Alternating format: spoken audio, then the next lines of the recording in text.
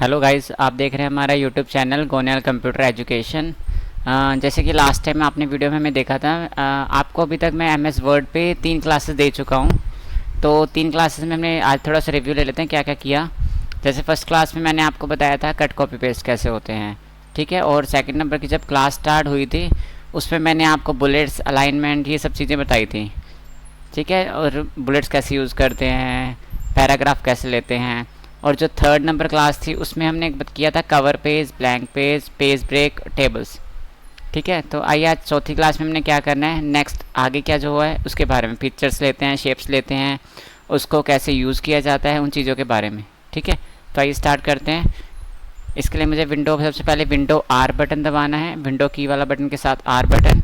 वहाँ पे मुझे लिखना है विंडो आर करने के बाद विनवर्ड।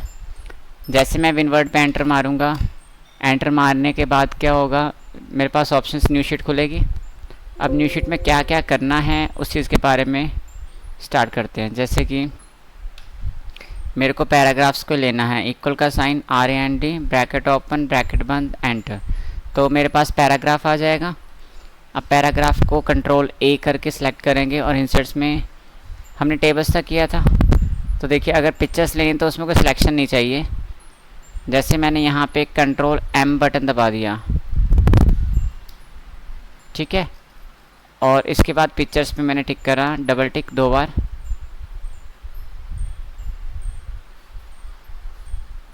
ठीक है। तो यहाँ से मैं कंप्यूटर से कोई भी पिक्चर्स ले सकता हूँ। जैसे मैंने फ़ोटो उठा ली, ठीक है। फ़ोटो उठाने के बाद इसे मैंने छोटा साइज़, कॉर्नर से पकड़ के छोटा साइज़ करा। अब ये फ़ोटो देखिए यहाँ पे मैं कर रहा हूँ, यहाँ पे आ नहीं रही है।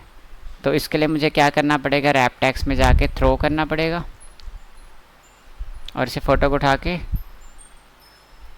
यहाँ रख दिया, साइज छोटा करके ये रख दिया, ठीक है। तो जो फ़ोटो के ऊपर टिक करना है, यहाँ पे रैप टेक्स्ट आएगा, tight, square, behind text, in front of text. जैसे जैसे अलग अलग यूज़ करना है, बिहाइंड टेक्स्ट में बैक साइड चल जाएगा। जैसे इस शेप को मैं उठा के अब साइड करता हूँ, फ़ोटो के बैकग्राउंड में चले गया। ऐसे बहुत सारे ऑप्शंस हैं, जैसे आप यूज़ करते रहेंगे आपको आदत पड़ती रहेगी किससे क्या हो रहा है, ठीक है। तो मैंने यहाँ बिहाइंड टेक्स्ट को हटा के मैंने इसे थ्रो अकेला रहने दिया, ठीक है। अब आगे देखिए नेक्स्ट क्या है। अब देखिए जो मैंने टिक किया फ़ोटो का ऑप्शन, उसमें बहुत सारे ऑप्शंस आते हैं। देखिए शेडिंग होगी, ये सब वो सब, पिक्चर के ऊपर इफेक्ट डालने हैं, रिफ्लेक्ट करना है, बेवल करना है, ठीक है। तो बहुत सारे ऑप्शन हैं, जैसे आप देखते रहोगे आपको समझ आता रहेगा इस चीज़ के बारे में। उसके बाद नेक्स्ट आते हैं हम इंसर्ट में क्लिप आर्ट। क्लिप आर्ट का मतलब होता है जो भी चीज़ आप यहाँ पे जो बाय डिफ़ॉल्ट कंप्यूटर में पहले है उसको सर्च कर सकते हो। जैसे मैंने कार लिखा, एंटर, तो यहाँ कार के डिज़ाइंस आ गए। जैसे मैं ओके करूँगा तो आपके कंप्यूटर में आ जाएंगे, ठीक है। कोई असाइनमेंट्स के लिए आपने यूज़ करना है तो इसे आप यूज़ कर सकते हो। जैसे कोई भी असाइनमेंट आपने बनानी है जिसमें क्लिप आर्ट्स टाइप के ऐसे ऑप्शंस दिए, मतलब यूज़ कर सकें, उसे कर सकते हो आप, ठीक है। इसके अलावा इंसर्ट में गया मैं, इंसर्ट में जाने के बाद शेप्स का ऑप्शन है। शेप्स का मतलब ये है कुछ भी डिज़ाइन डायग्राम बनाना है तो मैं शेप्स में यूज़ कर सकता हूँ। जैसे मैंने एक शेप पे टिक किया, ड्रॉ किया, ठीक है। तो इसमें पीला पॉइंट आया है, पीलो पॉइंट शेप को इधर उधर करने के लिए है, ठीक है। तो आप कोई भी जैसे शेप लेते हो, यहाँ पे शेप लेने के बाद यहाँ पे ऑप्शंस आता है, देखिए अलग अलग ऑप्शंस आ रहे हैं।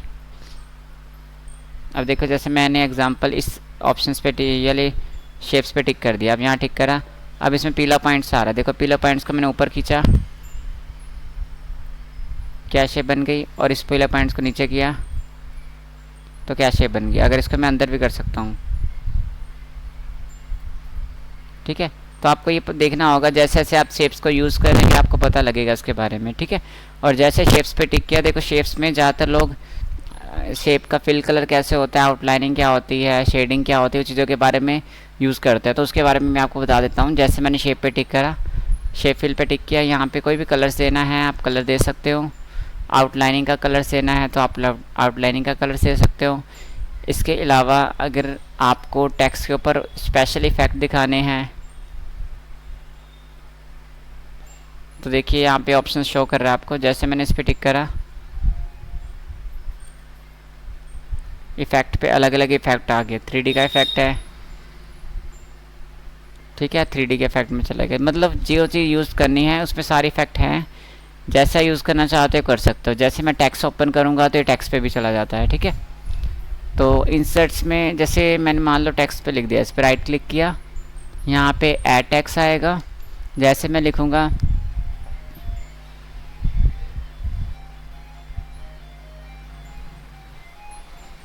ठीक है, मैंने इस पर टिक करा, शेप्स के अंदर लिखा जा रहा है ये। और यहाँ पे देखिए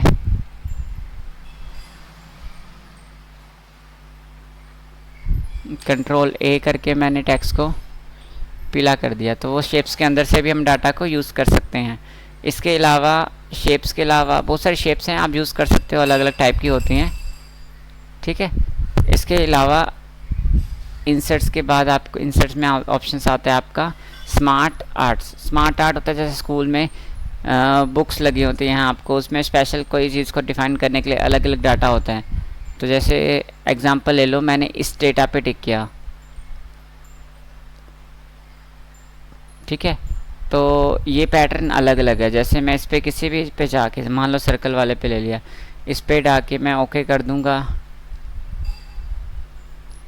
जैसे ओके करूंगा, ओके करने के बाद ये डिज़ाइंस यहाँ पर आ जाएगा। अब इसमें कुछ भी तुमने लिखना है,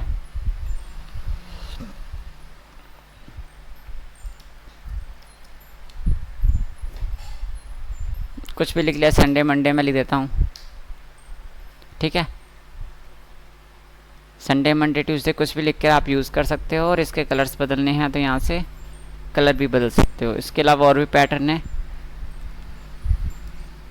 जैसे जैसे आप यूज़ करोगे वैसे वैसे आपको इसके बारे में इंफॉर्मेशन होती रहेगी, ठीक है। इसके अलावा इंसर्ट्स में चार्ट्स का ऑप्शन भी होता है। चार्ट का ऑप्शन ज़्यादातर ग्राफ के लिए होता है, और जो ग्राफ होता है वो आपको प्रैक्टिस कर करके आ जाता है। अब देखो, जैसे मैंने उस डाटा पे टिक करा, जैसे उसके टिक करा, टिक करने के बाद वहाँ इन्फॉर्मेशन आ गई। इन्फॉर्मेशन आने के बाद कुछ भी डाटा मुझे फीड करना है, यहाँ पे इन्फॉर्मेशन बताएगा। जैसे यहाँ पे मैंने लिख दिया सॉफ्टवेयर,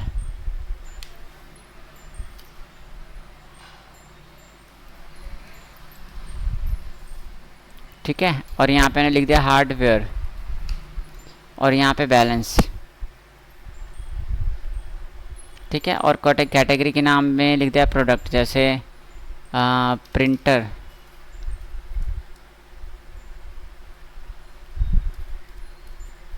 HCL कंपनी का लैपटॉप, उसके बाद लेज़र प्रिंटर। देखो जो भी वैल्यूज़ आ रही हैं आपके सामने वो यहाँ पे ऑलरेडी मेंशन है। इससे ये पता लगता है आपका ग्राफ कहाँ तक पहुँच रहा है, ठीक है। और आप कितना इम्प्रूवमेंट कर रहे हो अपने आप पे, सारा जो ग्राफ के थ्रू हम देख सकते हैं, ठीक है। इसके अलावा आपके पास नेक्स्ट ऑप्शन जो आ रहा है,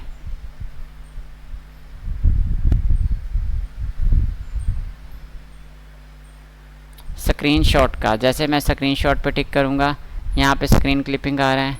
देखो इसमें स्क्रीन क्लिपिंग में क्या है, जो भी चीज़ मेरी ओपन है उसको मैं टिक करूँगा तो ये स्क्रीन क्लिपिंग में आके उसे शो कर देगा।